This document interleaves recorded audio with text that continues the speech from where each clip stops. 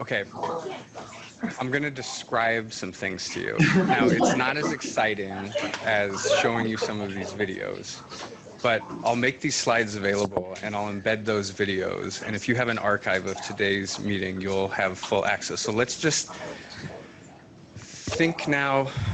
The purpose of this for me is I have been working in the field of autism for about 20 years. I'm especially interested in those who are more severely impacted. So intellectual disability, limited verbal abilities, sensory sensitivity, high rates of challenging behaviors, stereotypical motor movements, aggression to other people, self-injury, property destruction, elopement, the sort of darting and fleeing. I would argue that they require the most support from society, yet we have the least amount of information about them. If you look in the published literature on autism and you go to the participants and demographics section, overwhelming majority will show you normal intellectual, good verbal fluency. It's essentially a convenient sample for the researcher. Those individuals need support. We need to understand them better. I don't contest that at all. But you have to remember that most research is carried out in academic settings. These are typically in urban environments where you have universities, you've got very talented graduate and undergraduate students who do high quality work and you don't have to pay them very much. And we can just make research discoveries and publish papers and get them out. That's academic currency. That's how we get promoted in a university setting. But remember, it's a strange place with strange people doing tasks you've never done before for ill-defined periods of time where you're supposed to be relaxed and acting naturally. If you have more of the severely affected profile, you are not often able to keep organized enough to travel to that setting, to have that wait time, to meet all these new people, have this total barrage of information, and for us to expect that they're going to be able to get through our assessments. So an early idea I had was, what if we could take the lab to people instead of bring people into the lab? And so here's where an experimental psychologist with clinical interests starts working with electrical engineers and computer scientists. And about the time that I was pursuing this crazy idea, there were two fields emerging out of computer science. One was ubiquitous computing, so those are cameras and microphones, radio frequency identification, motion sensors, basically putting sensors into built spaces so that you could passively and unobtrusively collect information about inhabitant behavior. And then there was another field called wearable computing. So these are engineers and computer scientists interested in weaving sensors into accessories or clothing or things that we can wear on the body, and they're giving you information about peripheral physiology, things like heart rate variability, skin conductance or sweating, motor activity. This is what would be now your Apple Watch, your Fitbit, your Nike Fuel, your Jawbone Up. There's a huge consumer wearable market now doing on-body sensing. The commonality between these two disciplines was they're able to record data passively without conscious input from the person who's being observed, and that they all have a common timestamp. So any of your different sensors are referencing the same clock, and all that data is being stored in a centralized server that a researcher can access later. We do offline analysis, or to the extent that you know what signals you want to see in the data, you can do real-time machine learning processing of that data and create kind of just-in-time triggers or adaptive feedback. So if you've noticed, if people have an Apple Watch, I don't work for Apple. Every now and again, it'll tell you stand up. That's because it's been keeping track. There's an accelerometer in there. Accelerometer, when you have your phone and you go from portrait to landscape, that's how it knows that you're turning it. That's what an accelerometer is. It knows where something is in space and time in 3 dimensions. So when you're sitting for a long period of time, it's basically doing some minor tracking over a period of time, how much motion, and if not much, it tells you stand up.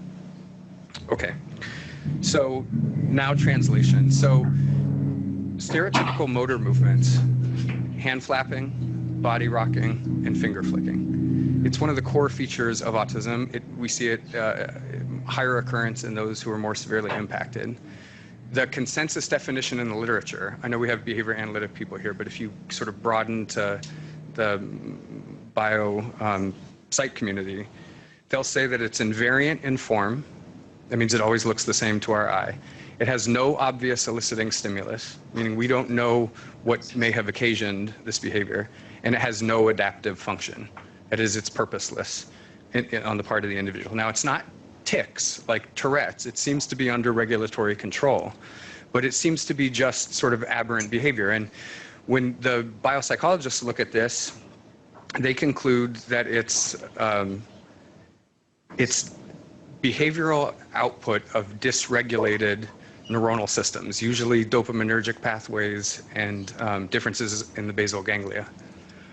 But you have to remember that those conclusions are based on animal researchers who are looking at mice, cats, rats, pigs, and non-human primates who perform in anthropomorphically similar behaviors of repetitive grooming or shredding or self-injury, where they can then sacrifice those animals post-mortem and then they find those differences. We don't do that with humans, and we don't have a very big biobank of brains with good phenotypic behavioral data. So we're sort of making an assumption that that must be what's happening in autism. But I want to just put a very simple thing out here for a second. Of all the things that we can do with our bodies, why flap, rock, and finger flick? You know, and if this is happening with the more severely impacted, they're not going to conferences, they're not on Twitter, they're not Snapchatting each other saying, you know, when you feel stressed, have you ever tried doing this? And yet they're all engaging in very, very similar kinds of behaviors. I don't think we can explain that away.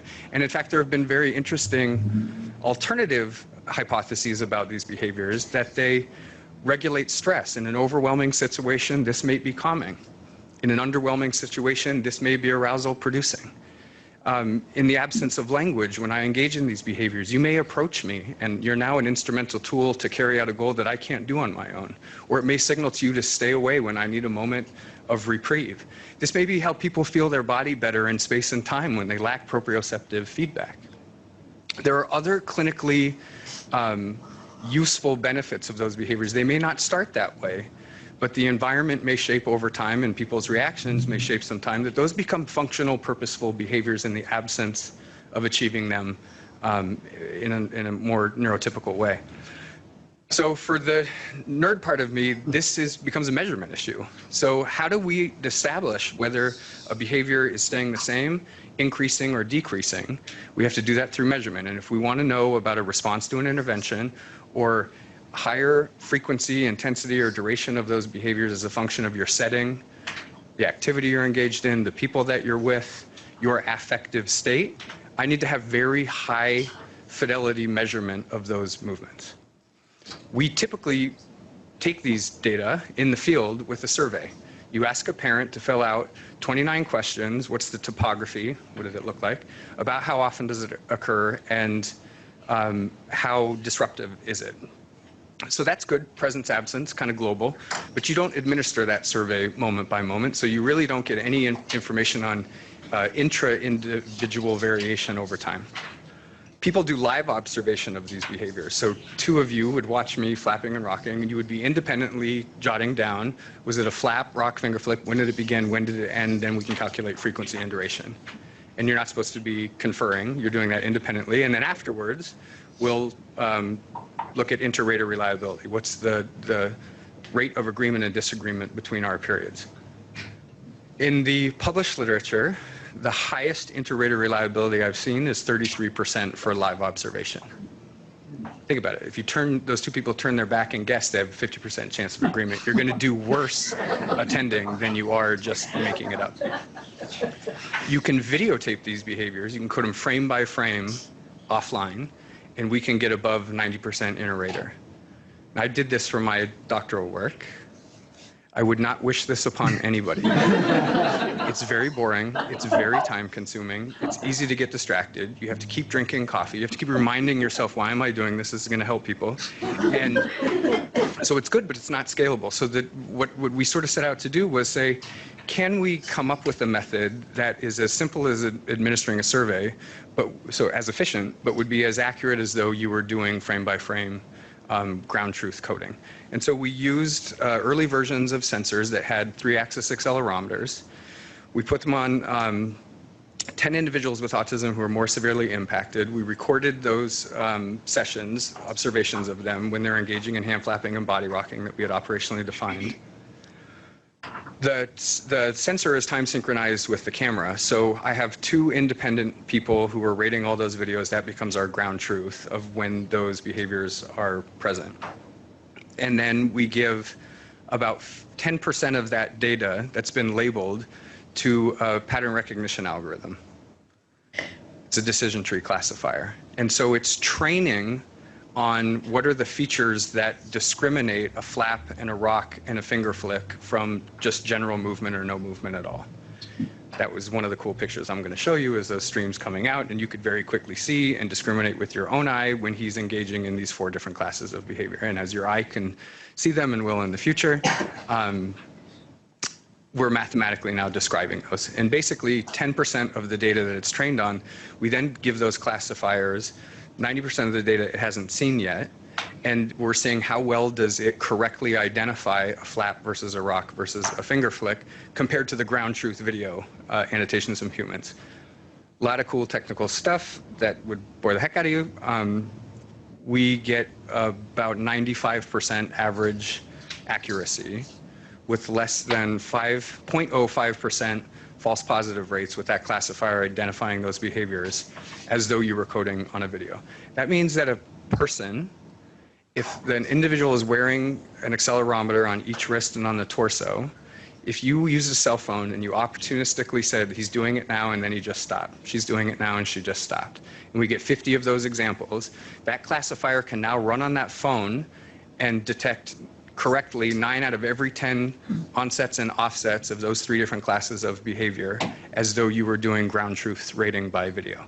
That frees humans up to now get very high accuracy but very efficient measures of these behaviors that we can now start to test hypotheses about what function does it serve.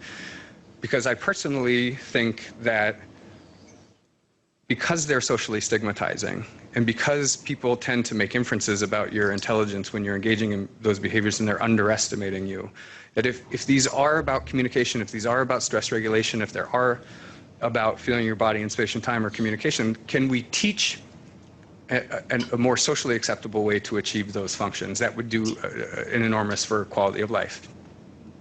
What do you guys colloquially call this class of behavior?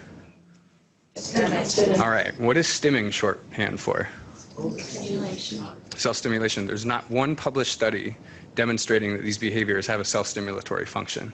Now, I'm not saying that they don't, because I've seen in some individuals that I think that's the case, but we have all automatically decided we know what's going on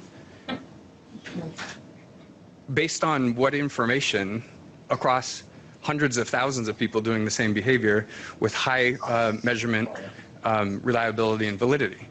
So this is going to be an example where I would like us all, the technology piece for me is trying to get behind or inside why this is happening and not to assume I know what it is and try to shape it away. So the next example that I was going to show you is using biosensors now that are not just about physical activity, but also have physiological recordings and looking at aggression to other people. So I'm fortunate to be a part of a network of 7 different psychiatric inpatient units around the country that are all using the same infrastructure for data collection. This is an initiative from the Simons Foundation and the Nancy Larry Marks Family Foundation called the Autism Inpatient Collection. And it's Colorado Children's Hospital, it's Shepherd Pratt and Kennedy Krieger in Baltimore, it's Bradley Hospital in Providence, Rhode Island, it's Western Psychiatric in Pittsburgh, and Maine Medical up in Portland, Maine. They have the highest rates of referrals of individuals with autism who are aggressing to themselves or other people. It's the number one reason why families ask them to do an inpatient stay.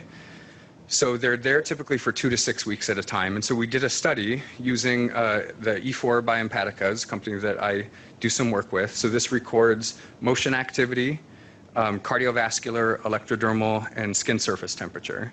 And then we had a cell phone application where we asked research assistants to annotate opportunistically, when 20 individuals in the inpatient unit were engaging in aggression to other people, kicking, biting, hitting, and they're clinically being responded to. These are naturally emitted behaviors, we're not eliciting them. And so the clinicians are responding as they typically would, but the RA is now helping us get some of that ground truth data. Videos would have been the best way to do it, but we can't record in this environment. So in those 20 individuals, we had 87 hours of data collection, 4 hours per participant. We saw 598 aggressions while these individuals were wearing the biosensor. So now we can go and separate that data into periods of time when there's no aggression and when there's aggression. And then we can look at what features in the physiology discriminate aggressive periods versus non-aggressive periods. And then we can do an interesting experiment where we say, how much data from the past do we need to make a prediction how far into the future at what level of accuracy? And where we are kind of, we've just published in Autism Research a couple months ago, was the last 3 minutes of data enabled us to predict an aggression 1 minute into the future with 84% average accuracy if you train the classifier per participant, and 71% accurate if you use just one model for everybody. So that is to say, if someone's wearing the sensor for 3 minutes, I can predict correctly 8 out of 10 times that they're going to aggress in the next 1 minute before they have. And we've just recently done support vector machine on these, which is a fancier way of doing classification.